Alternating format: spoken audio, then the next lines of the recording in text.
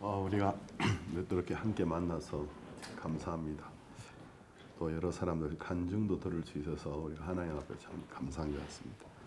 우리가 신약 성경 히브리서 9장 말씀을 보도록 하겠습니다. 히브리서 9장 11절과 12절을 읽겠습니다. 히브리서 9장 11절 12절 그리스도께서 장래 좋은 일의 대제사장으로 오사 손으로 짓지 아니한 곧 이 창조에 속하지 아니한 더 크고 온전한 장막으로 말미암아 염소와 송아지의 피로 아니하고 오직 자기 피로 영원한 속죄를 이루사 단번에 성소에 들어가셨느니라. 두 구절을 읽었습니다. 제가 이번 이제 마지막 두 달 날짜로 이제 하면 한 50일 정도 굉장히 바빴습니다. 먼저 중미의 온두라스를 방문해서 CLF를 인도하고 또 대형 교회에서 한 5,000명 정도 모인 앞에서 복음을 전했습니다. 그리고 돌아와서는 이제 유럽 CLF 및 성경 세미나 투어가 프로그램되어 있어가지고 포르투갈, 스페인, 또 이탈리아, 불가리아 순회를 했습니다. 한 17일 정도 순회를 했는데 제가 지금까지 유럽을 여러 차례 갔지만 이번에는 진짜 전문 여행 무슨 유튜버들이 여행하듯이 물론 제가 멕시코에서 스페인 마드리드까지는 이제 비행기로 가서 경유를 해서 하룻밤 자고 다음 날 이제 포르투갈의 수도 리스본에 가서 거기서부터 행사를 시작을 해서 이제 순차적으로 도는 거였는데 포르투갈에서는 이번에 이제 일주일을 제가 포르투갈에 있어달라 하더라고요. 1년에 한 번씩 가는 건데 팬데믹 전에는 제가 1년에 한 번씩 가다가 팬데믹 때 여러 해를 못 가고 오래간만에 가게 됐기 때문에 좀 제가 이제 제 생각보다는 유럽의 선교사님들이 원하는 대로 국가를 선정하고 국가별 일정을 정해 달라고 했더니 이제 처음에는 포르투갈, 스페인, 이탈리아, 독일 그리고 불가리아 5개국을 잡았더라고요. 근데 제가 이제 11월 초순에 이미 중미 CLF 및 성경세미나 투어가 이미 선약돼 있었기 때문에 5개국을 돌기는 힘들었습니다. 그래서 결국은 독일의 오영시 목사님 굉장히 아쉬워하시면서 독일을 다음번으로 연기하고 독일 대신에 불가리아를 좀 방문해 주면 좋겠습니다. 다음에 내년에 박옥수 목사님 모시려고 하는데 포르투갈, 스페인 같은 나라들이 참 좋고 또 불가리아도 후보 국가 중에 한 나라로 생각하는데 목사님 좀 가셔서 CLF를 해주시면 좋겠습니다. 해서 이제 국가는 4개국으로 잡혔는데 이제 포르투갈 선교사님이 포르투갈에 일주일을 있어달라 하더라고요. 그래서 제가 시키는 대로 하겠다고 했더니 정말 일주일 동안 정말 말씀을 많이 전하게 해놨더라고요. 그 공식 석상의 강대상에 서서 많은 사람들에게 말씀 전하는 게 11번이었습니다. 그 외에 또 뭐 새벽에 기도에 말씀 전할 때도 있었고 했는데 그래서 이번에는 제가 이제 포르투갈 리스본을 제외하고 이 포르투망 아마 포르투망이었을 거예요. 포르투망 거기 한 도시 생각나고 리스본 포르투망 외에는 도시 사람 이름이 생각이 안 나는 게 너무 많이 나라 돌아다녀가지고 어느 도시를 다 다녔는지를 잘 모르겠어요. 근데 제가 이제 그 포르투망이라는 곳에 갔을 때 거기 땅끝이라는 곳이 있는데 이 포르투갈 사람들은 우리가 세종대왕을 한국 사람들이 존경하는 것처럼 엘리께 항해왕 엘리께 왕자가 포르투갈 사람 민족의 영웅입니다. 그래서 이제 그 엘리께 왕자가 이제 여러분이 이제 유럽의 서유럽의 끝에 포르투갈이 있는데 그것은 이제 이베리아 반도라고 해요. 이베리아 반도에 보면 스페인과 포르투갈이 있는데 스페인이 포르투갈보다 훨씬 커요.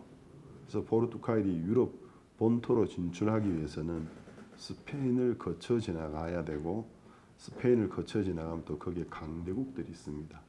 프랑스 이런 독일 같은 강대국들이 있고 또 옛날에 이제 오스만 투르크가 이제 그쪽 해안을 봉쇄하면서 결국 이제 이 그쪽으로 해서 이제 그쪽에 있는 바다를 통해서 인도로 가서 인도에 이제 향신료, 유럽엔 육식을 했기 때문에 이 향신료가 엄청난 부를 가져왔거든요. 향신료와 후추 같은 거였는데 그 인도로 가는 길이 막혔어요. 오스만 투르크가 해상권을 잡았기 때문에 육로로 가기에도 너무 강한 강대국들과 싸우면서 평화로운 협정을 통해 누가 길을 열어주겠습니까? 자기들 돈 벌고 싶은데.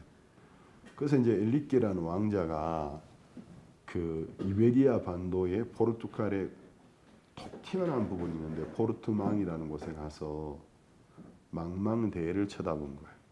대서양이었는데 거기서 뭘 이 사람이 느꼈느냐 하면 이 육지가 끝나는 곳 거기에는 바다가 있다. 뭐 평범한 아니 같지만 이 사람은 여기에서 이제 이 큰 영감을 얻습니다. 이제 땅이 끝나는 곳, 육지가 끝나는 곳에는 대양이 있다. 우리 포르투갈은 대양으로 나아가야 된다. 그래서 이제 그쪽 지역에 큰 항해사 학교를 만들고 배를 만드는 기술과 항해하는데 올인을 해가지고 결국 포르투갈이 그것 때문에 대양 대국이 되신 겁니다.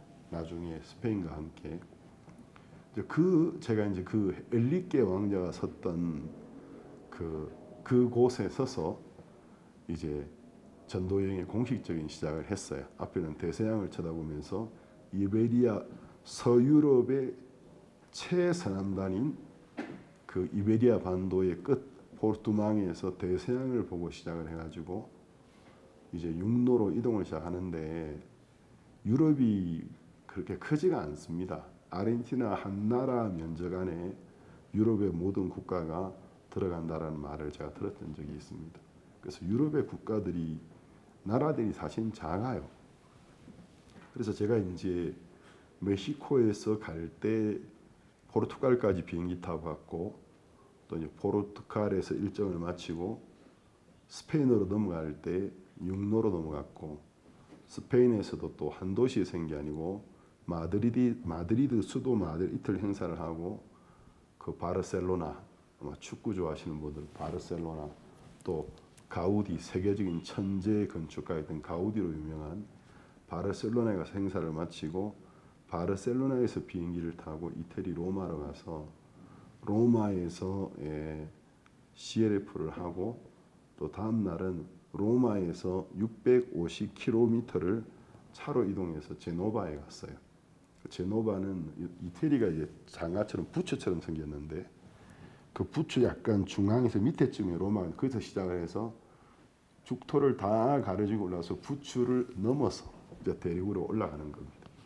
올라가서 제가 이제 그 제노바에서 큰 대형 교회에서 유럽에서는 400명 정도가 모이는 교회가 굉장히 큰 교회에 속합니다.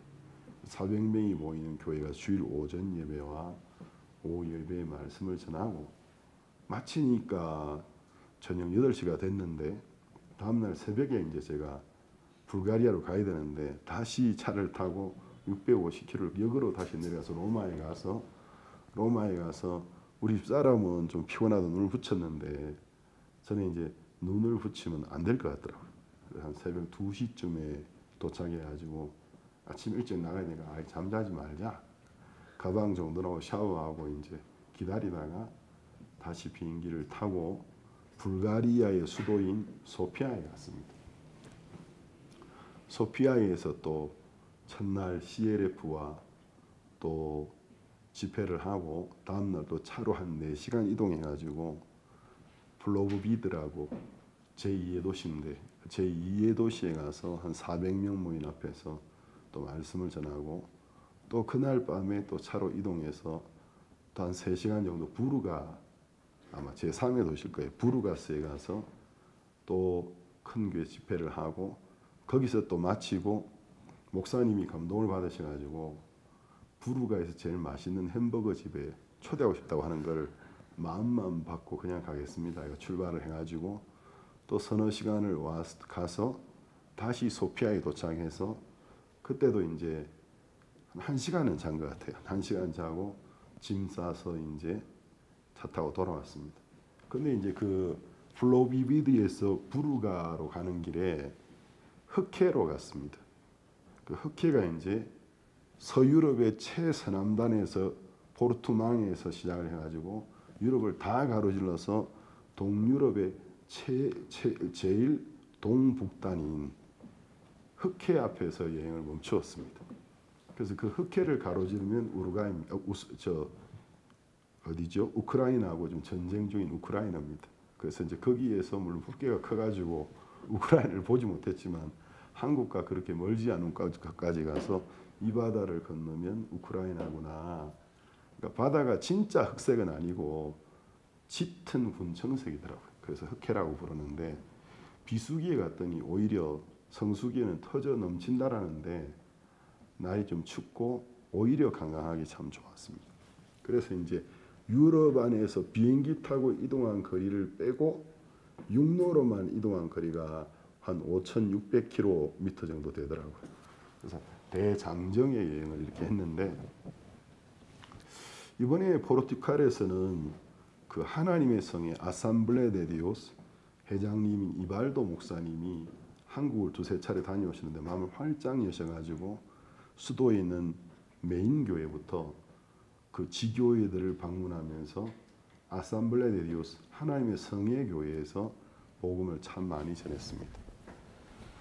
그리고 이제 이분이 한국에 다녀오시면서 박옥수 목사님께서 선교 학교를 설립해가지고 이 수많은 선교사들을 파송해 전 세계적인 선교사를 이룬 것에 선교를 이룬 것에 굉장히 큰 영감을 받아가지고 12헥타르짜리 땅을 사셨는데 그 땅에다가 이제 선교 센터를 짓고 싶은 거예요. 우리 선교를 롤 모델로 삼아서 제일 먼저 이제 선교 학교를 건물을 지으셨는데 학생들에게 갈라디아서 강의를 해달라 해가지고 한 15명 정도 있었던 것 같은데 한 3시간 강연을 했습니다. 갈라디아서 수업을 해주고 학생들이 이제 너무너무 좋아하면서 제가 가면 갈라디아서 강의한다는 말을 듣고 미리 공부를 했는데 이 신목사님을 통해 수업을 듣고 나서 갈라디아서를 보니까 다시는 이전처럼 볼 수가 없게 되었다고.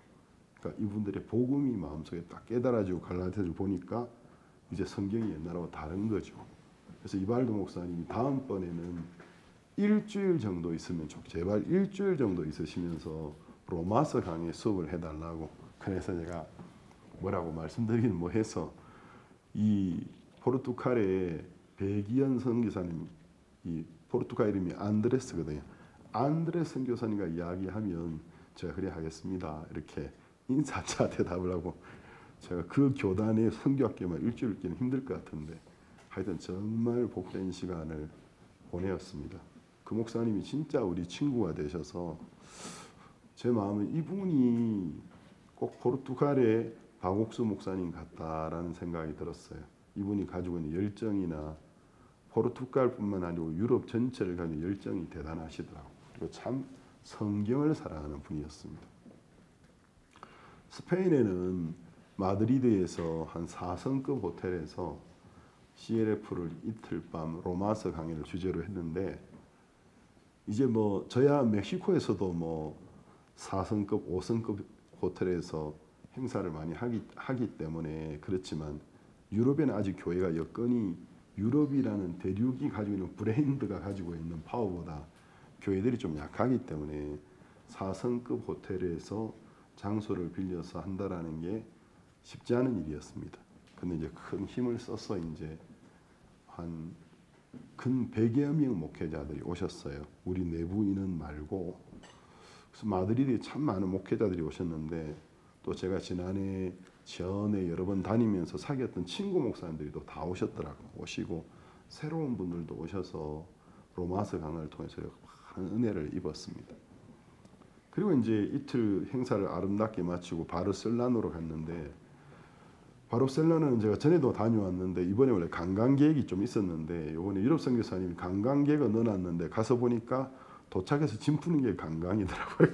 짐 풀고 여기가 거기입니다. 거기냐 그러면 사진이나 그래도 하나 찍자 싶다 해가지고 풍경을 뒤로 하고 사진 도장 찍고 저녁에 이제 그 한 150명에서 200명쯤 모이는 교회에서 집회를 하는데 그 목사님이 레안드로라고 올해 이제 한국 월드 캠프를 다녀오셔서 마음을 여신 브라질 선교사님인데 이게 보니까 이제 선교사님하고 사모님이 굉장히 엘리트세요.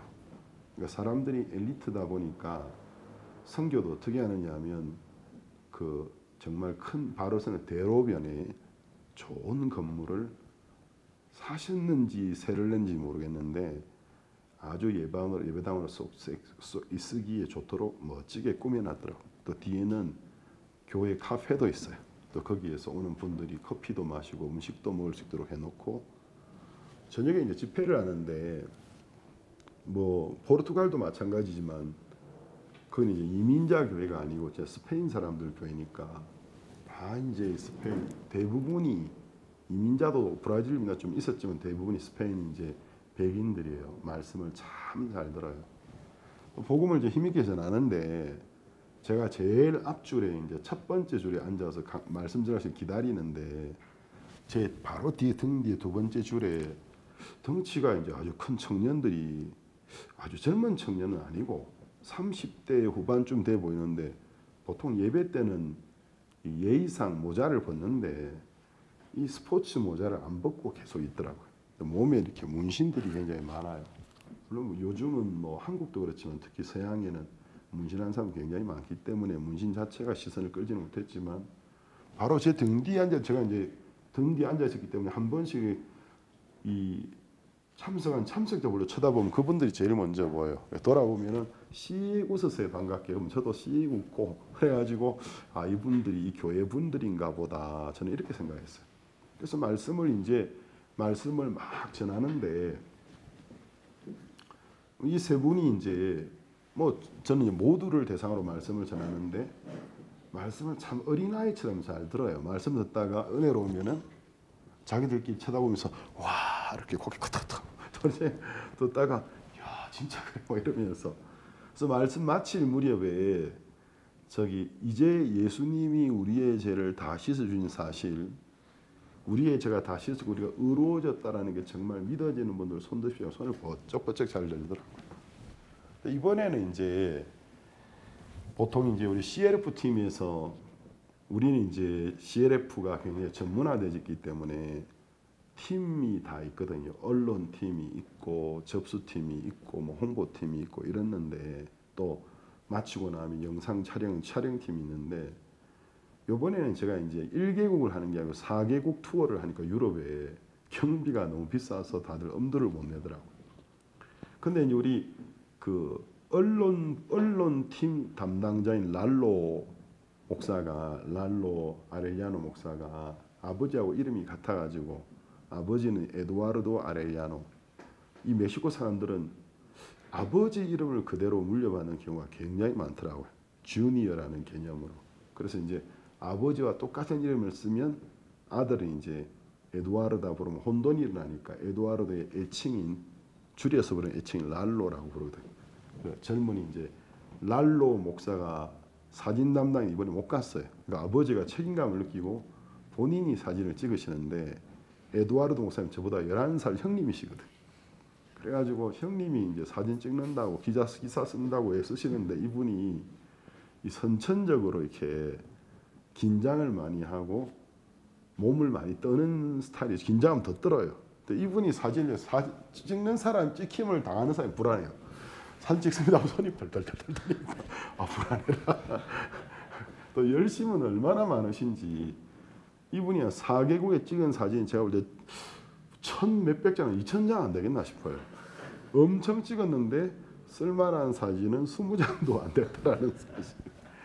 근데 이제 뭐 저보다 형님이 목사님이 막 예배 시간에 얼마나 열심히 찍으시는지 앞쪽에 나가서 저를 또 찍으려고 찍는데 저를 찍다 보니까 제 등 뒤에 있는 사람들이 보이잖아요. 근데 그 사모님이 조용히 일어나서 우리 백이현 선교사를 찾아가서 이 사진 인터넷에 게시하면 안 됩니다. 그래서 이제 백이현 선교사가 이제 저는 이제 축구하면 아는 사람 펠레, 차범근, 뭐 그 외에도 뭐 몇 명 더 있기는 하지만 대표적으로 펠레, 차범근, 우리 한국 차범근, 지금 메시, 그리고 호날두, 그리고 이제 손흥민, 이강인, 기타 등등 그 정도가 이제 대표인데 제가 아는 전부인데 이제 이 백이현 선교사님이나 스페인 마드리드의 또 강성민 선교사님은 젊잖아요. 축구를 좋아하는 거예요. 이 두 분이 이렇게 보니까 저기 저 세 명 중에 한 명이 앞만 봐도 그 세계적으로 유명한 축구 선수하고 닮은 것 같은데 그래서 유심히 본 거예요, 이 사람들이. 그래서 문신의 모양까지 다 봤는데 그게 이제 다니엘 알베스라고 바르셀로나에서 메시와 함께 뛰던 세계적인 선수 같은 거예요. 브라질은 제가 잘 모르는데 국가대표를 매년 경합을 벌여서 한국처럼 몇 년이 정해진 게 아니라 매년을 경합을 벌인답니다. 그래서 한 국가대표가 수년을 국가대표를 뽑히는 건 진짜 실력이 인정되지 않으면 안 되는데 이 사람은 몇십 번을 저 기억이 희미한데 한 번도 탈락되지 않은 실력자고 그런데 자기가 볼 때 다니엘 알베스 같았는데 이 사모님이 사진 찍으면 안 됩니다 하니까 혹시 저 뒤에 앉아있는 저분이 제가 알고 있는 그분인가요? 라고 그렇게 물으니까 사모님이 맞다고. 이 사진 올리면 파파라치부터 시작해서 교회에 뭐 관심은 없고 사진 찍으는 사람 너무 오니까 이분이 교회를 못 오신다고. 그때부터 이제 이 백이현 선교사님은 말씀은 안 듣고 이제 무슨 말씀 들었겠지만 그 150에서 200명쯤 되는 딴 분은 안 보고 이분 등판만 쳐다보고 있는 게 반응이 어떻는가. 모니터링을 이제 컴퓨터 이제 분석을 하고 있는데 마지막에 손들라니까 이분이 손을 버쩍버쩍 드는데 백인 선교사님 말로 정말 복음이 필요했던 한 영혼이 구원을 받고 손을 들었다 이래야 되는데 목사님 3억짜리 시계가 하늘로 올라갔다가 내려갔다가 3억짜리 시계가 공중에 올라갔다가 내려갔다가 와 흥분해가 이야기하는데 그게 3억이 어떻게 알까. 또 저는 봐도 모르는데 또 젊은 선교사님들은 뭐 보면 알더라고요. 저 시계가 집이 한 채가 지금 하늘로 올라갔다가 내려갔다가 참 좋았습니다. 참 좋았고 저 이태리에 가서도 이태리에 이제 로마가 속해 있는 한국으로 하면 서울이 바로 옆에 경기도인데 경기도에 해당되는 전체 목회자 협회장이 오셔가지고 정말 말씀을 잘 들으시더라고요. 그래서 유럽 사람도 잘 안 그러는데 말씀 마치고 나서 제 손을 이렇게 딱 잡고 이렇게 저보다 14살 많으실 것 같은데 이제 금발이 100발이 되신 분인데 제 손은 5분 이상은 안 놓아준 것 같아요. 손을 이렇게 딱 잡은 상태로 안 놓아요. 그러면서 너무 감사하다고 하면서 또 참석자 중에 제가 처음에 저분은 영화 배우가 아닌가 착각하는 분이 한 분 있었어요. 진짜 이렇게 꼭 옛날에 그 007입니까 007입니까? 007 영화에 제임스 본드의 그 이름이 무어인데 무슨 무어더라 이름이 헷갈리는데 제임스 본드의 무어가 있었어요. 잊어버렸는데 찌개 생긴 목소리 이 순간 저 영화병 아닌가? 근데 저보다 좀 더 멋있게 생겼더라고. 그래가지고 농담인데 멋있는 분이 오셨는데 너무 이태리 분들도 말씀을 잘 들으시더라고. 그리고 정말 복음을 확신하시고 감격스러운 시간을 가지고 저 이제 바르셀로나 아니죠. 그래서 제노바에 갔는데 400명쯤 모여 있는 분들이 거기는 이제 이민자 및 이태리 사람 섞여 있는 교회였는데 오전에는 이태리어 통역으로 전하고 저녁에는 주로 이민자가 계셔서 스페인어로 말씀을 전했는데 참 좋았습니다. 또 제노바도 로마는 콜리세움도 가보고 바티칸도 갔는데 제가 중남미 산지 오래됐으니 몰라도 바티칸은 웅장하고 전체가 거의 박물관 같은 수준인데 이상하게 했던 제 시선을 끌지는 잘 못했어요. 그냥 엄청나거나 규모가, 그리고 여기 보이는 모든 게 다 이게 예술 작품이구나. 근데 그 이상의 영감은 잘 오지가 않았습니다. 근데 주변에 소매치기들이 너무 많더라고요. 소매치기들이 너무 많고, 그래서 이제 그 이태리 선교사님 로마는 기대하고 왔다가 실망하고 돌아가는 곳이라고 합니다. 근데 이민자들이 너무 많이 몰려가지고 치안이 안 좋아지고, 또 곳곳에 막 쓰레기도 너무 많이 낙서를 많이 해가지고, 차라리 제가 이제 바티칸 말고 로마의 유적지들을 보러 갔더라면 훨씬 더 감동을 받았을 텐데, 바티칸을 보고 이제 콜리세움도 가보고 그 유명한 아피아 대로도 가봤습니다. 여러분 아피아 대로 들어보셨나요? 요즘 젊은 우리 청년들은 문학과는 좀 담을 쌓고 싶어가지고 아피아는 로마의 고전 작품에는 항상 나오는 아피아 대로. 그래서 이제 그 대로로 로마의 군대가 출정을 하고 그 대로로 승리하면 들어와서 개선문을 통과해서 입성했던 곳이고, 또 기독교인들에게도 굉장히 중요한, 사도 바울도 걸어갔던 길이고, 또 이번에 사도 바울 순교 기념교회를 갔는데 거기 사도 바울이 갇혀 있었던 그러니까 이게 뭐 교도소라기보다는 일종의 구치소 같은 건데 아주 작아요. 그 안에 앉아서 디모데후서 나의 달려갈 길을 내가 이제 마치고 그 글을 적었다고 하더라고요. 거기에서 나와서 한 200m 정도 되는 길을 가서 이제 처형된 장소, 사도 바울의 목을 친 대리석 기둥이 아직도 있더라고요. 여기에서 사도 바울이 순교했다. 또 그런 기념적인 장소도 가보고, 제노바에 이제 갔는데 저는 제노바가 오히려 옛날에 기족의 도시였다라는데 너무 멋있고, 그 제노바에 이제 콜룸부스의 생가가 있더라고요. 그래서 좀 파워 있는 사람들은 성 안에 사는데 콜룸부스는 성 밖 사람, 그러니까 이제 흙수저였더라고요. 흙수저였는데 콜룸부스 앞에 사진을 찍고 또 말씀처럼 너무 좋았습니다.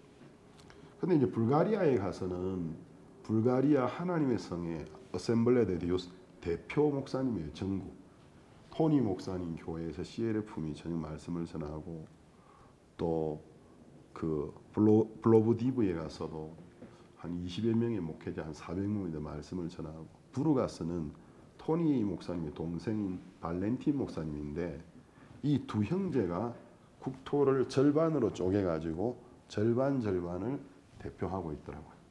그래서 이제 이 동생은 국가 기도의 날에 거기는 아레나, 어느 나라든지 제일 큰 체육관을 아레나라고 부르는데 아레나에 3,500명을 모아서 행사를 했다더라고요. 유럽에서 기독교인 3,500명을 모은다라는 건 대단한 인원 동원 능력이 있는 겁니다. 그래서 유럽에서 유명하다라는 기독교인 인사들은 다 오고 했다고 하더라고요. 그분 교회에서 또 말씀을 전했는데 너무 좋았습니다. 근데 제가 이제 말씀을 한참 전하다 보니까 제 사이드로 저쪽에 이제 제가 섰을 때, 지금 이제 제가 보는 각도에서는 왼쪽이네요. 사이드에 어떤 부부가 앉아 있는데 그 느낌이 유대인 같았어요.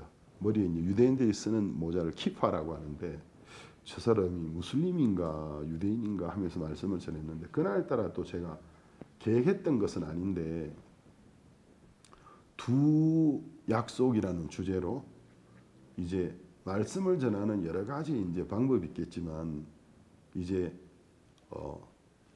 역사의 시간 흐름을 쫓아서 역사의 시간을 딱딱 짚어가면서 율법으로는 아무도 어려질 수 없다라는 부분에 대하여 좀 어떻게 말씀을 전하다 보니까 이 설교가 약간 학술적인 어떤 성격을 좀 띠게 되었어요. 그게 제가 의도했던 게 아닌데 그런 식으로 딱딱 역사 연도를 짚어가면서 왜 모세의 율법으로는 아무도 어려질 수 없는지, 하나님이 새 언약을 주셔야 했는지를 전했는데, 마칠 무렵에 이제 막 교인들이 말씀을 받아들이고 복음을 받아 감동해서, 이제 여러분 정말 예수님이 하나님의 아들이시고 우리의 죄를 씻은 걸 다 믿는 분 소득시니까 손을 다 들고 그 두 분도 드시더라고. 또 다시 내렸다가 이제 우리가 정말 의롭다함을 받은 걸 믿는 또 손을 드시더라고. 마치고 막 여러 사진을 찍는데 그 부부가 오셨어요. 하는 말이 우리는 유대인입니다. 물론 통역으로 이야기했죠. 유대인입니다. 제가 강사로 가기 하루 전날 유럽의 몇몇 교회 초대를 받아가지고 이분이 이제 이스라엘에서 오셨는데 제가 가기 하루 전날 제가 집회할 그 교회에 강사하셨던 거예요. 그런데 이제 오셨다가 다음 날 제가 온다는 말 듣고는 말씀을 듣자고 남으셨는데 이 두 분이 정말 우리 민족의 역사에 대하여 또 복음을 이렇게 잘 설명해 너무 감사합니다. 엄청 감동을 받으셨더라고요. 구원을 받으신 거죠. 그래서 그분이 내년 4월경에 스페인 마드리드에서 유대인들의 공회가 있습니다. 그래서 메시아닉이라는 것은 유대인이 아닌 사람들도 예수님을 그리스도로 인정하고 유대인 스타일로 예수님을 믿는 사람 메시아닉이라고 하는데 이 사람들은 이제 유대인 메시아닉이에요. 그러니까 유대인인데 예수님을 그리스도로 인정하는 사람들. 내년 4월 스페인 마드리드 공회를 하는데 거기 꼭 와달라고.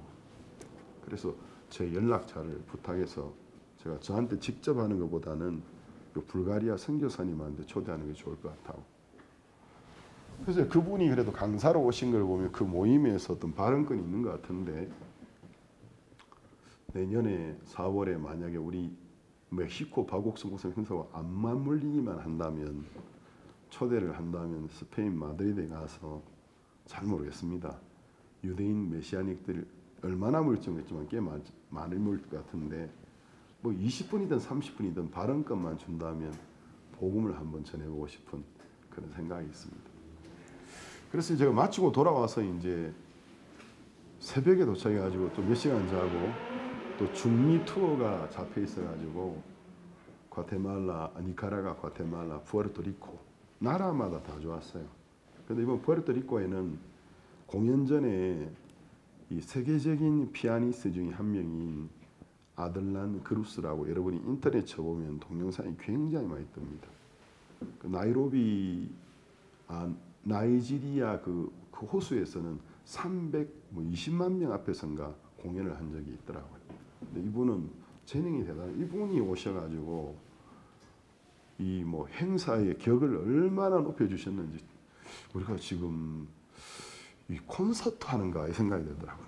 그리고 이제 다리안 곤살레스라고 기독교인 찬송으로 뷰어가 1억이 넘어가기 힘든데 2억 2천인가가 넘은 뚜라는 노래를 부른 다리안 곤살레스 아가씨가 와서 또 찬송을 불렸어요. 여러분이 아마 유튜브에 스페인어로 다리안 그 R이 두 개입니다. 도블레로 치면은 다리안 곤살레스 뚜라는 걸 보면 기독교 음악인데 뷰어가 2억이 넘었어요.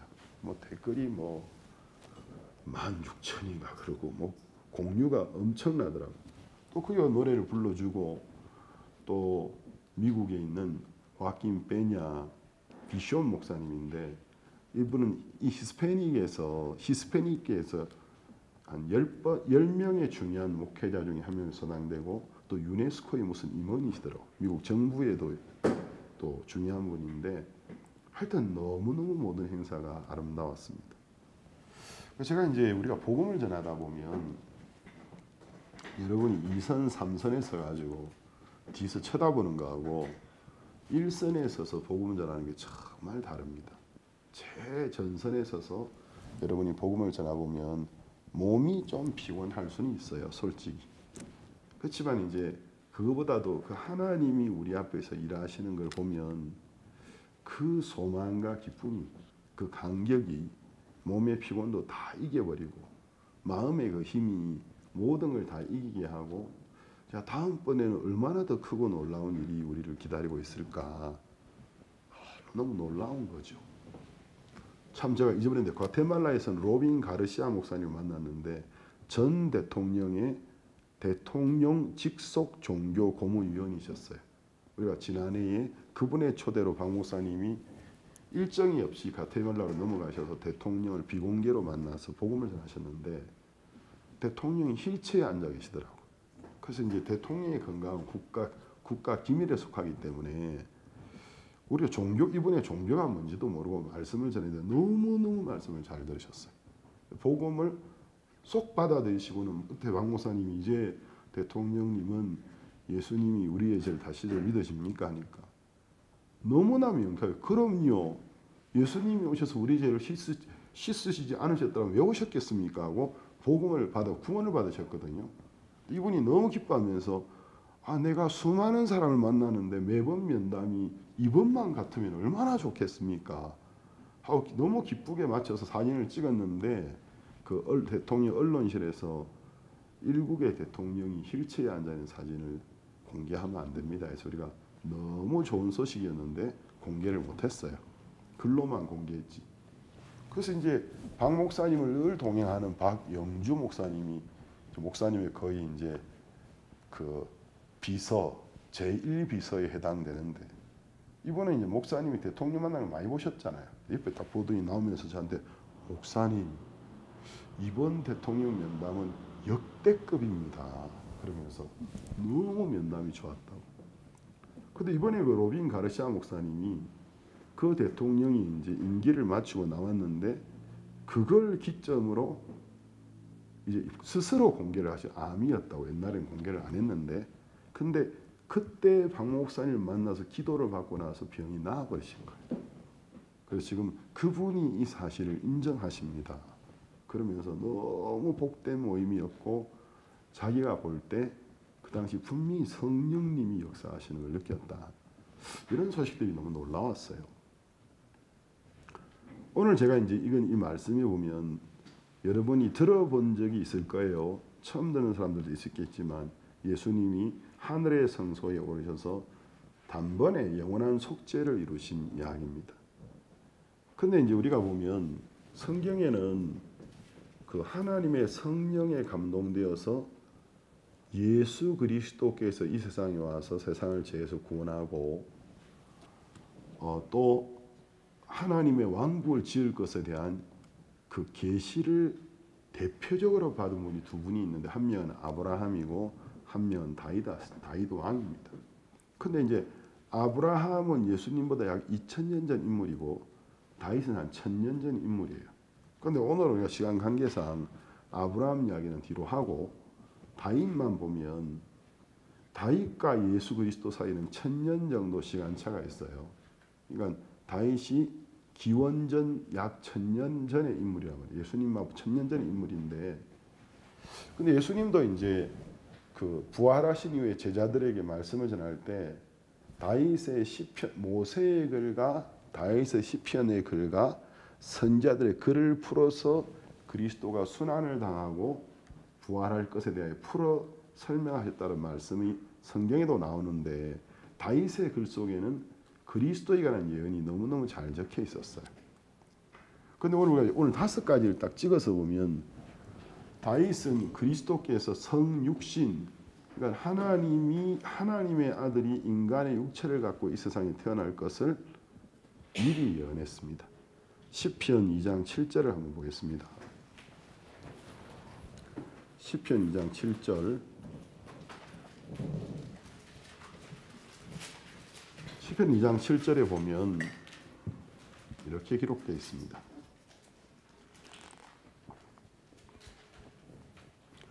내가 영을 전하노라. 여호와께서 내게 이르시되 너는 내 아들이라.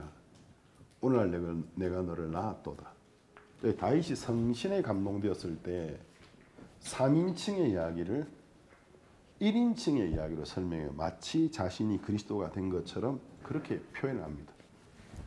그래서 이제 내가 영을 전하노라. 여호와께서 내게 이르시되 너는 내 아들이라. 오늘날 내가 너를 낳았도다. 11절에서 보면 여호와를 경외함으로 섬기고 떨며 즐거워할지어다. 그 아들에게 입맞추라. 그렇지 아니하면 진노하심으로 너희가 길에서 망하리니 그 진노가 급하심이라. 여호와를 의지한다 복이 있도다. 이 다윗 왕이 이제 그리스도가 육체를 입고 하나님의 아들의 모양으로 이 세상에 태어날 것을 이야기했고 이 세상의 모든 사람들 그 아들에게 입맞추라. 이게 이제 옛날 히브리인들의 인사법. 영접하고 받아들여라. 그러지 않으면 너희들에게 진노가 있을 것이다. 그러나 그를 의지하는 자는 다 복을 받게 된다. 구원을 얻게 된다고 이야기했습니다. 그리고 두 번째로 시편 22편 16절에서 18절을 한번 보겠습니다. 시편 22편 16절에서 18절입니다. 개들이 나를 에워쌌으며 악한 무리가 나를 둘러 내 수족을 찔렀나이다. 내가 내 모든 뼈를 셀 수 있나이다. 저희가 나를 주목하여 보고 내 겉옷을 나누며 속옷을 제비 뽑나이다. 그러니까 다윗의 생애에 이런 일은 없었어요. 실제로 다윗이 이런 일을 당했던 적은 없어요. 근데 이제 성신에 감동되어서 다윗이 이제 1인칭의 이제 1인칭의 주어가 되어서 십자가 상에서 그 밑에 있는 사람들을 쳐다보는 시선에서 이야기하고 있는 거예요. 그래서 개들이라는 건 이제 그리스도를 죽이는 세력을 말하면 개들이 나를 에워쌌으며 악한 무리가 나를 둘러서 그다음 내 수족 손과 발을 찔렀나이다. 십자가에 손과 발이 못 박혔다라는 것입니다. 그리고 내가 모든 뼈를 셀 수 있나이다. 예수님이 이제 너무 많이 굶고 하셨기 때문에 못 알렸을 때 영화에 나오는 것처럼 근육맨이 못 박혀 있는 게 아니고 영화에 예수님이 무슨 헬스를 했는지 근육이 그리 많은지 예수님은 헬스를 하신 적도 없고 못 먹으셔가지고 갈비뼈가 다 보여 몇 개인지 헤아릴 수 있었다라는 거죠. 근데 이제 저희가 나를 주목하여 보고 내 겉옷을 나누며 속옷을 제비 뽑나이다. 이게 이제 사복음서에 보면은 예수님이 십자가에 못 박혔을 때 겉옷을 내등도로 찢고 속옷을 제비 뽑는 게 나와요. 실제로 이렇게 됐습니다. 이것을 다윗이 미리 본 겁니다. 세 번째로 이제 이건 그리스도의 순환을 두 번째로 본 거죠. 세 번째는 그리스도가 죽고 난 다음에 그 육신이 부패하지 아니하고 부활할 것을 또 다윗이 보았습니다. 시편 16편 9절에서 10절까지 보겠습니다. 이게 1000년의 시간차를 가지고 있는 예언입니다. 시편 16편 9절에서 10절입니다. 이러므로 내 마음이 기쁘고 내 영광도 즐거워하며 내 육체도 안전히 가리니 이는 내 영혼을 음부에 버리지 아니하시며 주의 거룩한 자로 썩지 않게 하실 것입니다. 자, 여기 이제 내 육체도 안전히 가리니 그러니까 이제 죽임을 당했는데 육체가 부패하고 썩어야 되는데 육체가 안전하고 그다음 죽은 자의 영혼들이 가는 곳을 음부라고 불러요. 히브리어로는 스올이고 그 스페인어로는 세올이고 시온이고 그리고 이제 한국성에 스올이라고 적혀 있어요. 그리고 이제 그리스어에는 하데스라고 하는데 근데 이제 내 영혼이 죽어서 음부에 갔는데 죽은 사람 거기서 못 나오는데 버리지 아니하시며 다시 나오게 하시고 그다음 주의 거룩한 자로 썩지 않게 하실 것입니다. 죽었지만 그 육체가 부패하지 아니하고 그 영혼이 다시 돌아오게 된다. 이제 세 번째는 그리스도의 부활을 본 거죠. 네 번째는 그 그리스도가 그렇게 죽으시면서 죽으신 이유가 세상의 죄를 씻기 위하여 죽으신다라는 사실을 다윗이 또 예언했어요. 보겠습니다. 시편 103편 1절에서 5절입니다. 시편 103편 1절에서 5절입니다.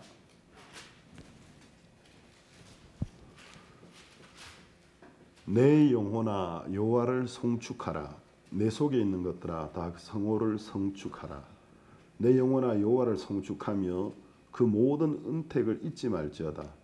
저가 내 모든 죄악을 사하시며 내 모든 병을 고치시며 내 생명을 파멸에서 구속하시고 인자와 긍휼로 간을 씌우시며 좋은 것으로 내 소원을 만족하게 하사 내 청춘으로 독수리같이 새롭게 하시는도다. 그러니까 다윗이 이제 주님이 그리스도가 이 땅에 오셔서 나에게 큰 은혜를 베푸는데 내 모든 죄를 씻어주시고 내 모든 병을 고치시고 그다음 내 생명을 파멸해서 그러니까 영원히 멸망하지 않고 구원받게 해주시고, 그리고 하나님의 그 인자, 그러니까 하나님의 그 은혜로 내 머리에 간을 씌우시고 내 인생을 굉장히 복되게 한다고 이야기하는 거예요.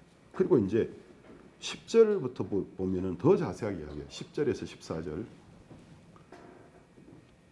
우리의 죄를 따라 처치하지 아니하시며 우리의 죄악을 따라 갚지 아니하셨으니. 원래 이제 죄 지은 인간이 지은 죄에 대하여 벌을 받아야 되는데 우리의 죄를 따라 처치하지 아니시며 우리의 죄악을 따라 갚지 아니하셨으니 이는 하늘이 땅에서 높은 같이 그를 경외하는 자, 그를 믿고 두려워하는 자들에게 그 인자하심이 크심이로다. 자, 동과 서는 절대로 만날 수는 두 개의 극이에요. 근데 동이 서에서 먼 것 같이 우리의 죄가를 우리에게서 멀리 옮기셨으며 아비가 자식을 불쌍히 여긴 같이 여호와께서 자기를 경외하는 자를 불쌍히 여기시나니 이는 저가 우리의 체질을 하시며 우리가 진토임을 기억하심이로다. 그러니까 이제 하나님이 왜 우리를 우리의 죄를 따라 벌하지 않으시고 우리에게 갚지 않으시고 우리에게 은혜를 베푸시고 우리의 죄를 동이 서에서 먼 것 같이 멀리 그냥 불쌍히 여기서 대신해 주시는데 이렇게 하시는 이유가 우리의 체질을 아신다라는 거예요. 그러니까 우리가 진토임을 기억하시고 우리가 얼마나 연약한 존재인지 알고 계시기 때문에 너희가 해결하라고 하지 않고 아버지가 자식을 불쌍히 여긴 같이 하나님이 우리 죄를 다 씻으셨다 하고 이야기하고 있는 겁니다. 이건 그리스도가 오셨을 때 일어난 일이에요. 그리스도의 대속이에요. 다섯 번째는 그리스도가 성천에서 하늘의 보좌 우편에 앉아서 앉는 걸 보고 이야기했습니다. 시편 110편 1절과 4절을 보겠습니다. 시편 110편 1절과 4절입니다. 여호와께서 내 주에게 말씀하시기를. 다윗이 여호와가 있고 자기 주가 있다고 말하고 있어요. 그러니까 여호와께서 내 주에게, 이 주는 그리스도에게, 그리스도세요. 하나님의 뜻 때문에 육체를 입고 이 세상에 오셨던 분을 말해요. 여호와께서 내 주에게 말씀하시기를 내가 네 원수를 내 발등상이 되게 하기까지. 발등상에는 왕들이 앉았을 때 건의를 보여주기 위해서 발을 얹어 놓는 게 사자 머리라든지 마귀나 적들의 머리를 만들어 놓고 딱 밟고 있는 거거든요. 그걸 발등상이라고 하는데 여호와께서 내 주에게 말씀하시기를 내가 네 원수로 내 발등상이 되게 하기까지 너는 내 우편에 앉으라 하셨도다. 여호와는 맹세하고 변치 아니하시리라. 이르시기를 너는 멜기세덱의 반자를 쫓아 영원한 제사장이라 하셨도다. 여기 보면은 너는 내 우편에 앉아라.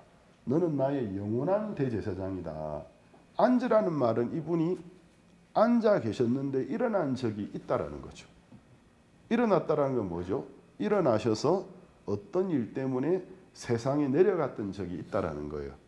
그럼 이분이 세상에 가서 하신 일이 뭐죠?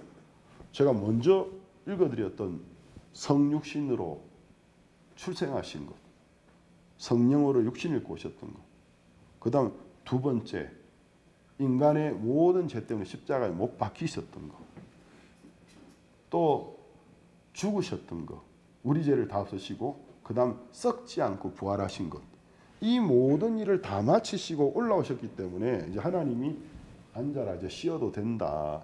너는 하늘나라의 영원한 대제사장이다 라고 말씀하시는 걸 봤다라는 겁니다.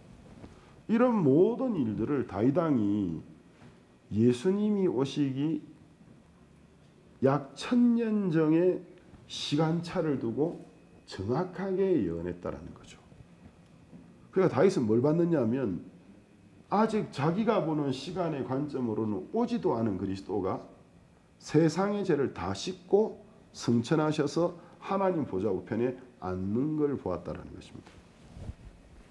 이게 얼마나 놀라운 사실입니까?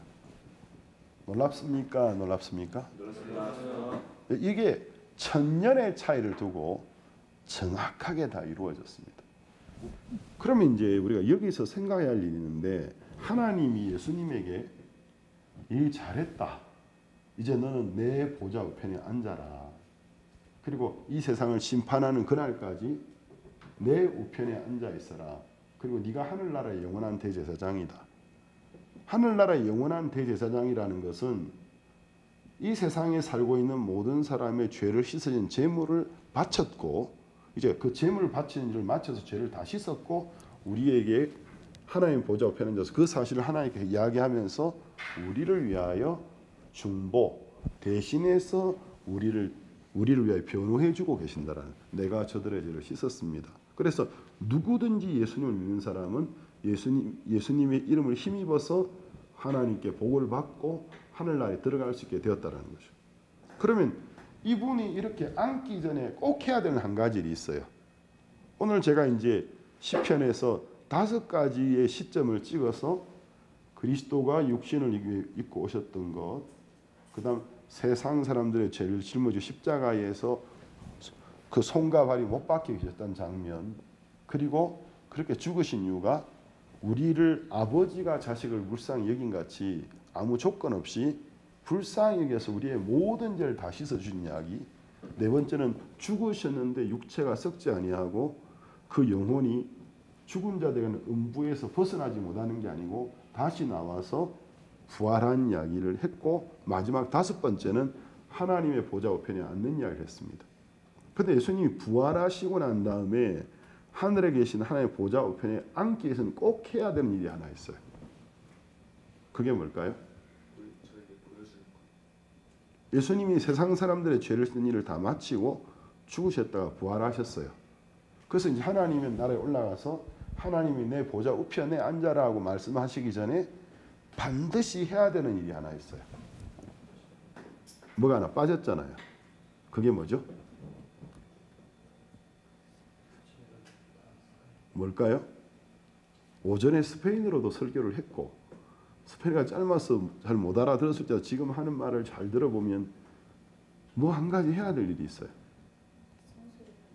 자기의 피를 가지고 땅에 있는 성소 말고, 땅에 있는 성소는 하늘에 있는 참 성소, 영원한 성소의 모형을 땅에다가 유한한 성소를 만든 거거든요. 근데 땅에서 드리는 제물은 그 피를 땅에 있는 성소 중에서도 지극히 거룩한 성소, 지성소에 있는 하나님의 법궤 위에 있는 시은자라는 곳에 뿌려서 속죄를 이루었던 겁니다. 그런데 예수님은 요거는 하늘나라에 있는 영원한 참성소의 모형이에요. 근데 예수님은 이 모형의 성전에 들어가는 게 아니고 그 피를 가지고 하늘의 성소에 올라가셔서 하늘에 있는 영원한 성소의 단번에 들어가셔서 자기의 피로 그 시은자 위에 피를 뿌려서 영원한 속죄가 이루어졌다는 사실을 확증해 줘야 되는 겁니다. 그래야 일이 마치는 거예요. 그래야 이제 하나님이 예수님에게 더 와서 내 옆에 앉아라 이렇게 하실 수 있는, 다 끝났으니까, 제사 지난 일을 다 끝냈으니까 할 일이 없으니까 앉으면 돼. 앉도록 하시기 위해서는 마지막 그 일을 마쳐야 되는데, 그러면 예수님이 부활하셔서 성천하시기까지 지상에 40일을 계셨거든요. 그 40일 중에서 성경적인 논리에 의하면 예수님이 하늘에 마지막에 성천하신 건 앉으러 성천하신 거고, 앉으러 성천하시기 전에 그 피를 가지고 하늘의 성소에 올라가서 영원한 속죄가 이루어진 피를 뿌리는 시점이 필요했다는 거죠. 그게 언제쯤인지 우리는 생각해 봐야 되는 겁니다. 그럼 이제 여기는 그냥 막연한 추정을 하면 안 돼요. 막연히 추정해서 이야기하면 그 이단이 되는 겁니다. 성경에 없는 이야기하는 거니까. 그러면 이제 우리가 그 골든 타임, 예수님이 자신의 피를 가지고 하늘의 참성소에 오르셔서 그 시은자의 피를 뿌려서 단번에 들어가서, 왜 단번? 2번이 필요 없어요. 영원한 제물이 자기의 피를 뿌려서 영원한 속죄를 이루기 때문에 단번이면 돼요. 그 골든 타임, 황금의 시간대가 언제인지 예수님이 40일 동안 이 땅에 계시던 행적에서 찾아봐야 되는 거예요. 자, 그러면은 그 시점을 보면 예수님이 이제 죽으셨어요. 사흘 밤 사흘 낮을 죽어 계셨습니다. 근데 이제 안식 후 첫날 예수님이 부활하셨거든요.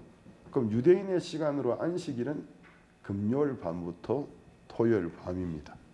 그러니까 안식 후 첫날이니까 우리에게는 일요일이 되는 거예요. 그래서 그날 우리가 주일, 주님의 날이라고 부르는 겁니다. 그래서 안식 후 첫날 주일, 그러니까 토요일, 유대인에게는 금요일 날 저녁 6시부터 토요일 밤 저녁 6시까지가 안식일이에요. 그리고 이제 토요일 밤 저녁 6시부터 이미 일요일이에요. 유대인의 시간에는.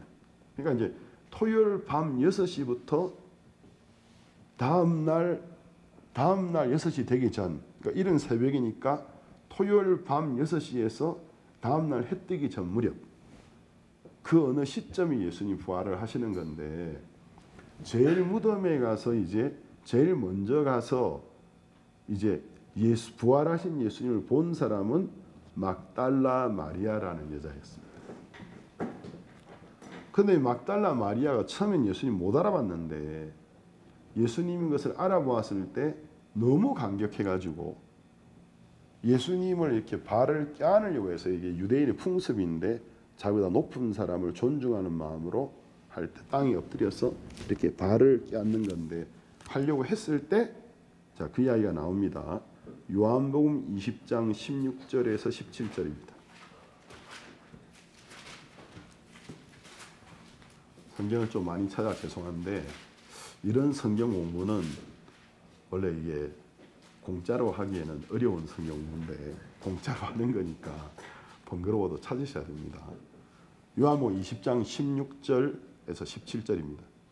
예수께서 마리아야 하시거늘 마리아가 돌이켜 히브리 말로 라보니여, 이는 라보니 선생님을 랍비라고 해서 라보니는 사랑하는 나의 선생님 이런 말이거든요. 라보니여 하니 이는 선생님이라.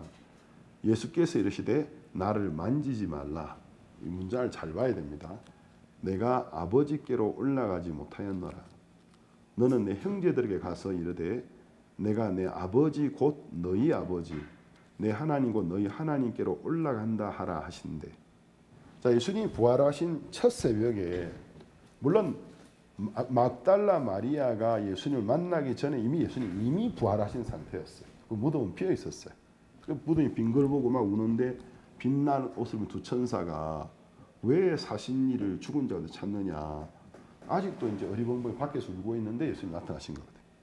너무 감격해서 예수님의 발을 껴안으려고 했을 때 내 몸에 손대지 말아라. 내가 아직 아버지께 가지 못했다. 그리고 내 형제들, 내 제자들에게 가서 내가 아버지고 너희 아버지, 내 하나님 내 하나님 올라간다 하라 하시는데, 이렇게 말씀했어요. 그리고 이제 두 번째가 이제 이 사복음서에 이제 이 예수님의 행적이 다 기록되는 게 아니고 각 사도들마다 자기들이 볼 때 중요한 것들만 적어놨기 때문에 예수님의 행적을 다 맞추려고 그러면은 마태, 마가, 누가, 요한, 그리고 고린도전서 15장의 사도발이 다시 한번 시간 순서를 적어놨거든요. 이 5군데를 다 맞춰야지 예수님의 40일 동안 부활하신 이후에 40일의 행적의 시간 순위 추정이 가능해져요. 두 번째가 뭐냐면, 이제 막달라 마리아에게 보이고 난 다음에 다른 여자들이 뒤늦게 도착해서 무덤이 비어 있는 걸 보고는 천사가 안에서 왜 산자를 죽은 자를 찾느냐, 제자들 가서 예수님이 살아났다고 이야기하라. 여자 기뻐서 막 가는데 길에서 예수님 나타나십니다. 여자들에게. 마태복음 28장 9절에서 10절입니다.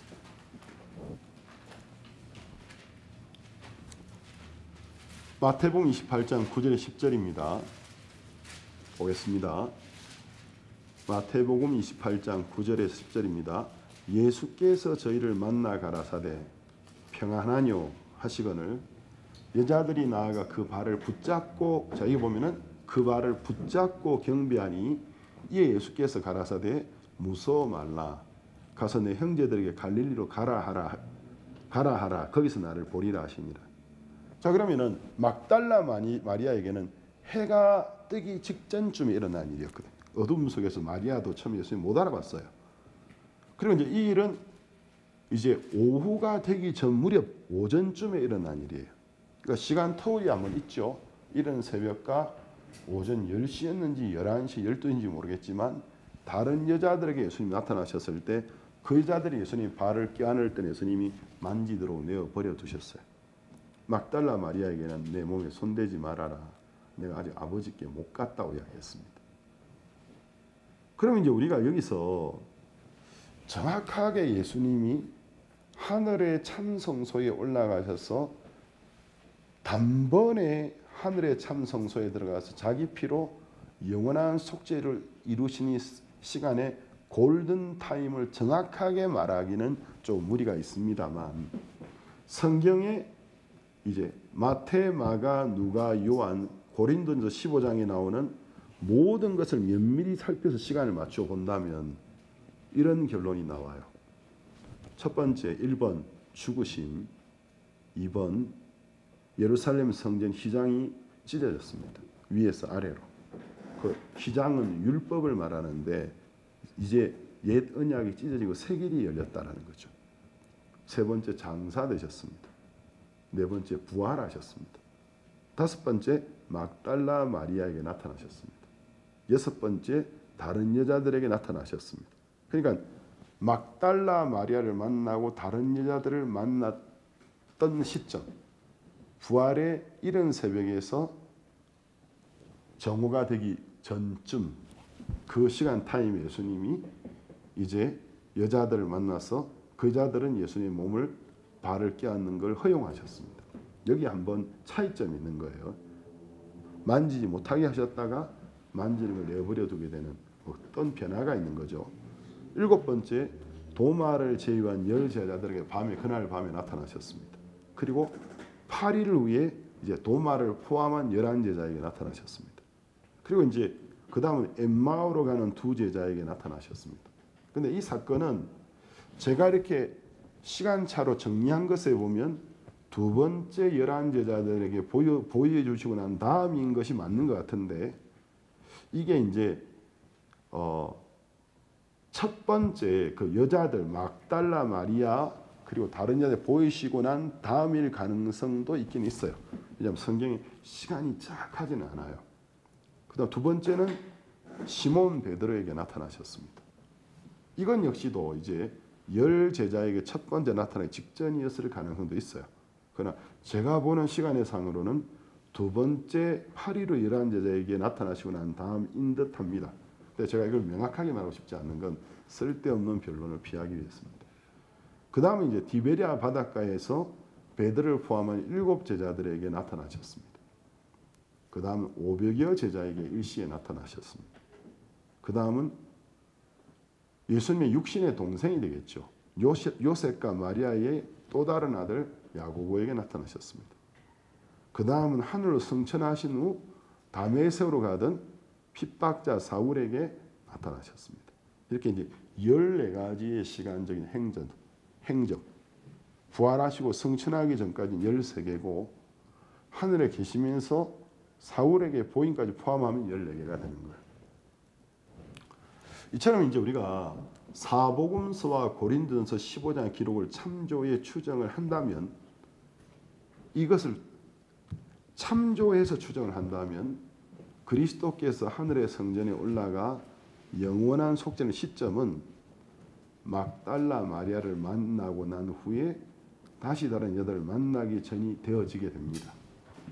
근데 이제 이런 것들 좀 우리가 조심해야 되는데 제가 이거 학정적으로 말을 해보면 저하고 의견이 또 다른 분들은 중요한 건 예수님이 하늘 성소에 오르셔서 단번에 들어가서 영원한 속죄를 이룬 이게 이제 요지인데 이 중요한 건 빠져버리고 어느 때였다 가지고 쓸데없는 변론을 하게 되기 때문에 학정적으로 말하지 않는 게 더 유익이 될 것 같습니다. 그렇지만 일단 이 기록된 것에 의존해서 본다면 막달라 마리아에게 보여주시고 그 다음 다른 여자들에게 몸을 보여주셨을 때 한 가지 분명한 차이점은 막달라 마리아에게는 분명하게 이야기하셨어요. 내 몸에 손대지 말아라. 내가 이제 아버지께 못 갔다. 이제 곧 아버지께 올라간다고 내 제자들에게 일러라. 그리고 몇 시간이 지나고 난 다음에 다른 여자들이 나타나서 예수님께 달려서 예수님의 발을 껴안을 때는 이렇게 말씀하시지 않으셨다는 건 분명한 사실입니다. 그래서 우리가 이제 정확하게 예수님이 하늘의 성소에 올라가서 단번에 참 성소에 들어가서 자기의 피로 영원한 속죄를 이루신 그 골든 타임의 시점, 저는 이거를 창조 이후에 가장 중요한 사건이었다고 저는 말하고 싶거든요. 영원한 속죄를 이루셨던 그 시점이 과연 막달라 마리아를 만나고 나서 다른 여자들 만나기 전이었는지 아니면 또 다른 시간 되는지는 모르지만 중요한 것은 예수님이 부활 이후에 하늘의 참성소에 올라가셔서 단번에 들어가셔서 자기의 피를 지성소에 뿌려서 영원한 속죄를 이루셨다는 것입니다. 아멘 되십니까? 그러니까 우리 이런 놀랍고 정확한 복음을 주신 하나님께 우리가 감사와 영광을 돌려야 되는 겁니다. 그렇죠? 아멘. 그래서 우리가 할렐루야 한번 합시다. 할렐루야. 하나님 감사합니다. 따라하세요. 하나님 감사합니다. 하나님 감사합니다. 예수님 우리 보내주셔서 감사합니다. 예수님 우리 감사합니다. 본문 한 번만 더 읽고 마치겠습니다. 이제 우리가 히브리서 9장 11절과 12절을 보겠습니다.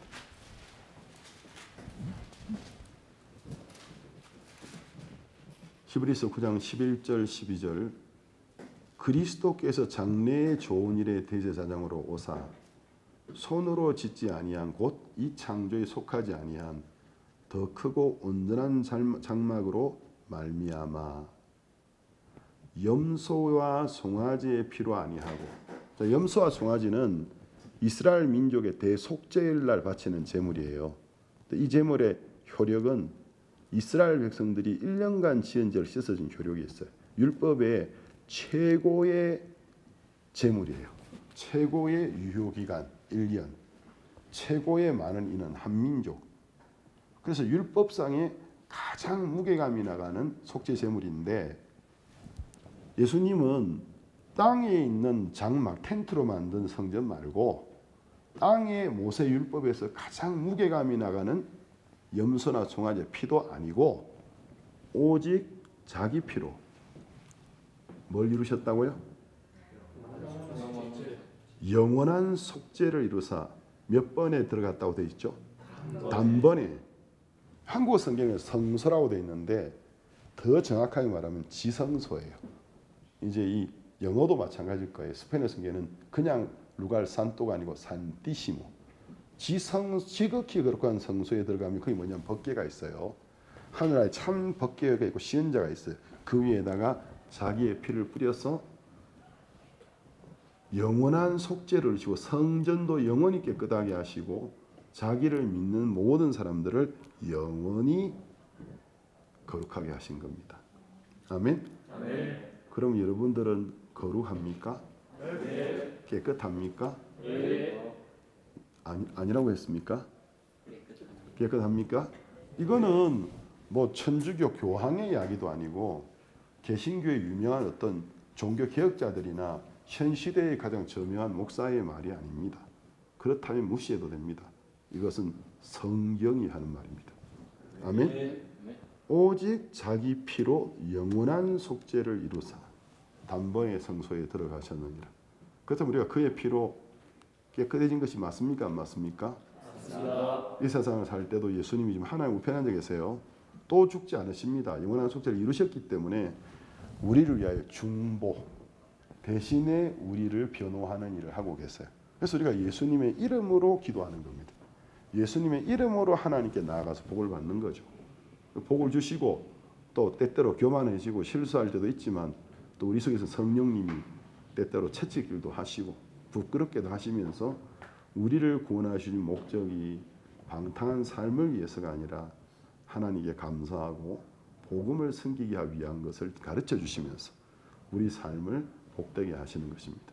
여러분 모두가 하나님께 감사하면서 이 자리에 계신 분 다 이 영원한 속죄에 대한 확신이 있으신가요? 네. 그렇죠? 예, 이게 정말 복된 복음입니다. 하나님께 감사를 드립니다. 오늘 말씀 여기까지 나누겠습니다.